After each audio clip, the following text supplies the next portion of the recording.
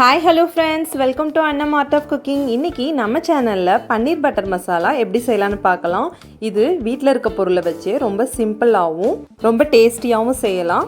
அதுக்கு முன்னாடி நம்ம சேனலில் நீங்கள் சப்ஸ்கிரைப் பண்ணலைன்னா சப்ஸ்கிரைப் பண்ணிக்கோங்க, பக்கத்தில் இருக்க பெல் பட்டனை ப்ரெஸ் பண்ணிக்கோங்க. அப்போ தான் நெக்ஸ்ட் வர வீடியோ நீங்களும் பார்க்கலாம். இதுக்கு தேவையான பொருட்கள்: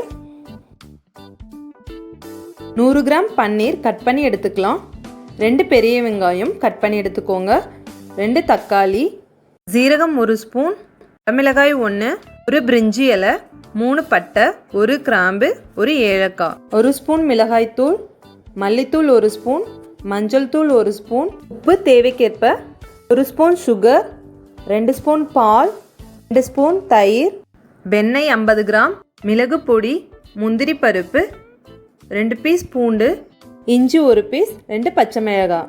இப்போது ஒரு பேனை ஹீட் பண்ணிக்கலாம். பேன் ஹீட் ஆயிடுச்சு, ஆயில் சேர்த்துக்கோங்க. ஆயில் ஹீட் ஆனதும் வெங்காயம் சேர்த்துக்கலாம். இதை மிக்ஸ் பண்ணிக்கலாம்.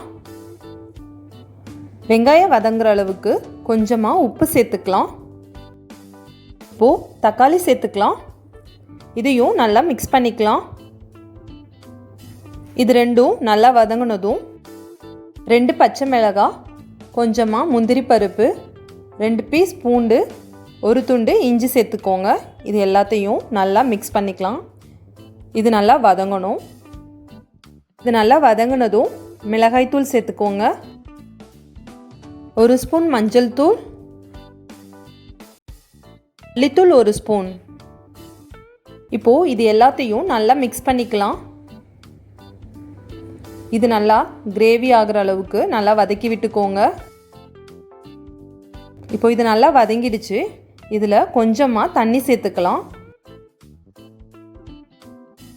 இதையும் நல்லா மிக்ஸ் பண்ணிக்கோங்க. வெங்காயம் தக்காளி மசாலாவோட நல்லா இது வெந்து வரணும். இப்போது இது நல்லா வெந்து தண்ணியெல்லாம் சுண்டிடுச்சு.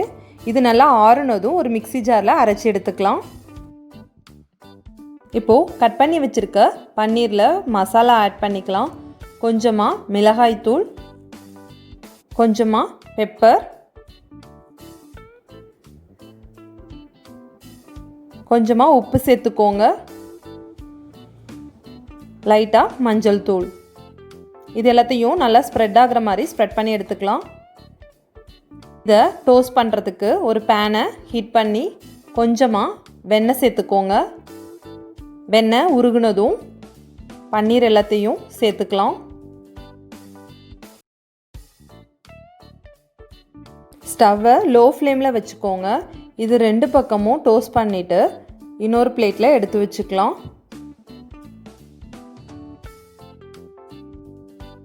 இது இருக்கட்டும். இப்போது அதே பேனில் இன்னும் கொஞ்சம் வெண்ணெய் சேர்த்துக்கலாம். வெண்ணெய் உருகுனதும் உங்களுக்கு தேவைன்னா நீங்கள் ஆயில் கூட சேர்த்துக்கோங்க, வெண்ணெயை ஸ்கிப் பண்ணிக்கோங்க. நான் கொஞ்சமாக எண்ணெய் சேர்த்துக்கிறேன். இது ரெண்டும் நல்லா சூடானதும் ஜீரகம், மிளகு, பட்டை, கிராம்பு, ஏலக்காய், 1 பிரிஞ்சி இலை சேர்த்துக்கிறேன். எல்லாம் நல்லா பொரிஞ்சதும் அரைச்சி வச்சுருக்க மசாலா எல்லாத்தையும் சேர்த்துக்கலாம். ஸ்டவ்வை மீடியம் ஃப்ளேம்லேயே வச்சுக்கோங்க. இப்போது இது எல்லாத்தையும் நல்லா மிக்ஸ் பண்ணிக்கலாம். வெண்ணெயெல்லாம் நல்லா மிக்ஸ் ஆகிற அளவுக்கு. இப்போது தேவைக்கேற்ப உப்பு சேர்த்துக்கோங்க. 2 ஸ்பூன் பால் சேர்த்துக்கோங்க. இதையும் ஒரு தடவை நல்லா மிக்ஸ் பண்ணிக்கலாம். இது கொஞ்சம் நல்லா கொதிஞ்சதும் 2 ஸ்பூன் தயிர் சேர்த்துக்கலாம். இது எல்லாத்தையும் நல்லா மிக்ஸ் பண்ணி ஒரு 15 மினிட்ஸ் அப்படியே லோ ஃப்ளேம்லேயே விட்டுறலாம்.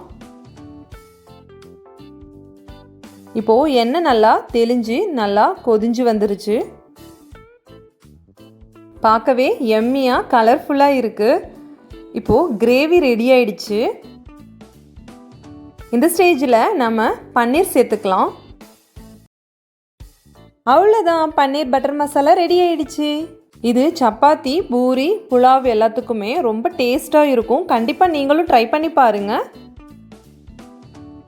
இந்த ரெசிபி உங்களுக்கு பிடிச்சிருக்கும்னு நினைக்கிறேன். கண்டிப்பாக லைக் பண்ணுங்கள், கமெண்ட் பண்ணுங்கள், உங்கள் ஃப்ரெண்ட்ஸோட ஷேர் பண்ணுங்கள்.